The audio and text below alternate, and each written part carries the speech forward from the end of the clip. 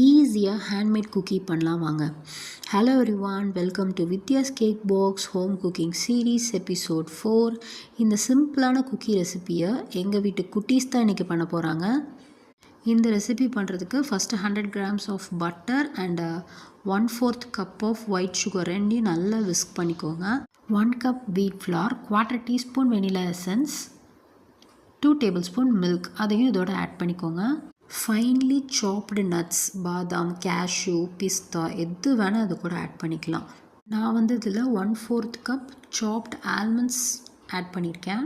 அவ்வளோதாங்க, நம்மளோட handmade cookie to ready ஆகிடுச்சு. இதை நல்லா ரோல் பண்ணிவிட்டு ரெஃப்ரிஜிரேட் பண்ணிடணும். மினிமம் ஒரு 40 minutes இதை ரெஃப்ரிஜிரேட் பண்ணுங்கள்.